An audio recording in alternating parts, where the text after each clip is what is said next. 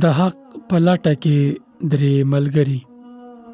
د اسلام تر راتلو وړاندې د مکې درې ځوانانو چې د مشرکینو په منځ کې ژوند کاوه.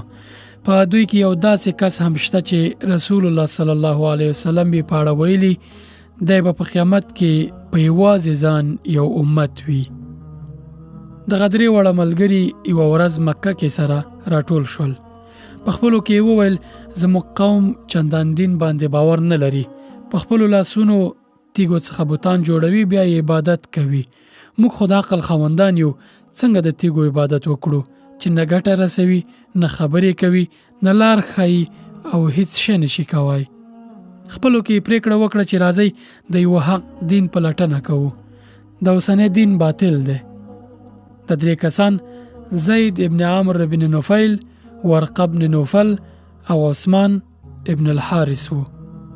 د درې واړو د حق موندلو لپاره سفر پیل کړ.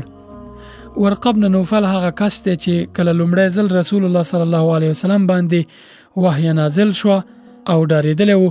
بیبي خدیجه ورته رسول الله صلی الله علیه وسلم وروست او هغه ورته ویلي و چې ته پیغمبر کېږي.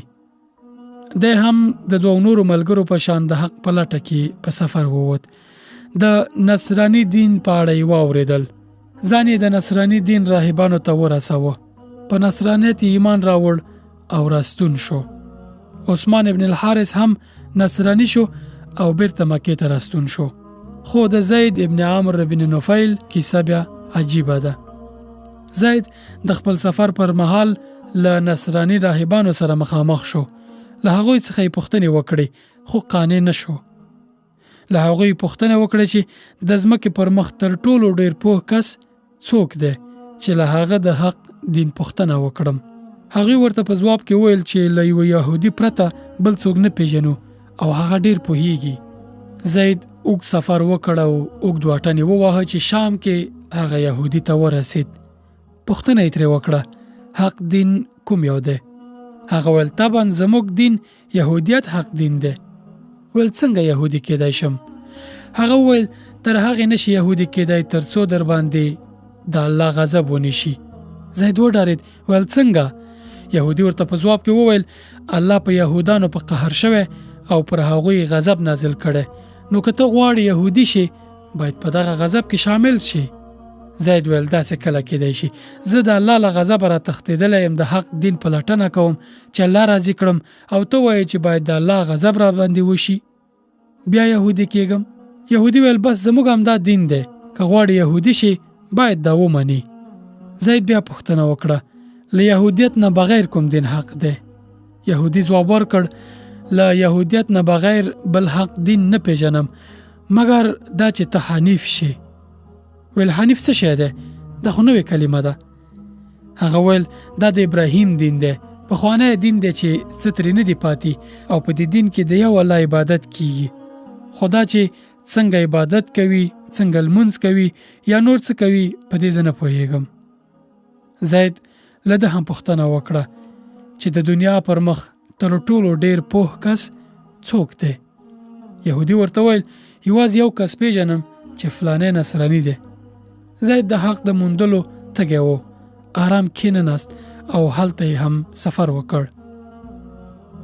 هغه نصرانی ته ځان ورساو او ورسره کېناست.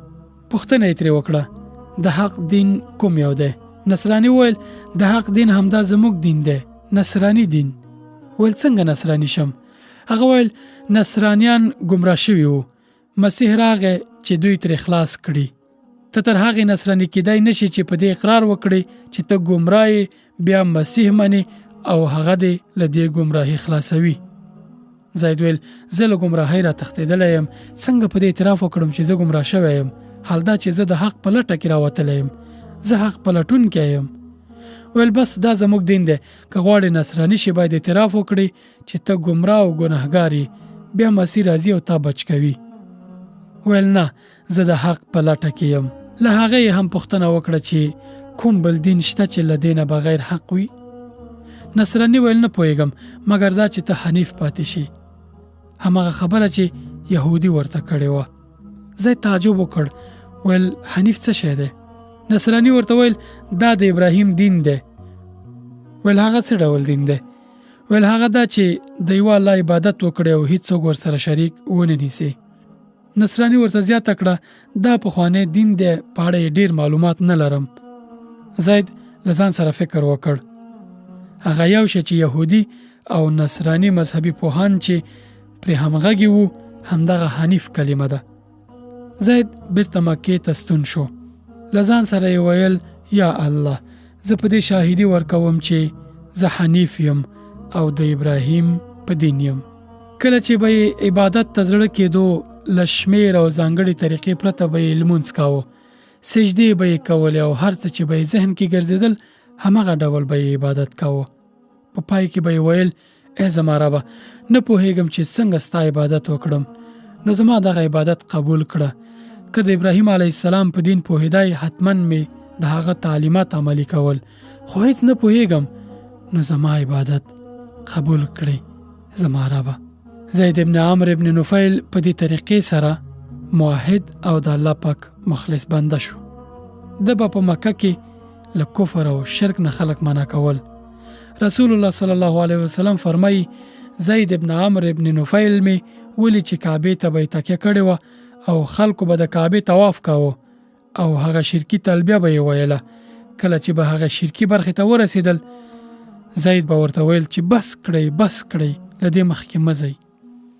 د په مکه کې خلک له نه حلال شوی یا مردار غوښې له خوړلو هم منع کول. زید به خلک بت پرستی ته هم نه پرېښودل، تر دې چې له بعثت یا د اسلام له راتلو 15 کاله مخکې وفات شو.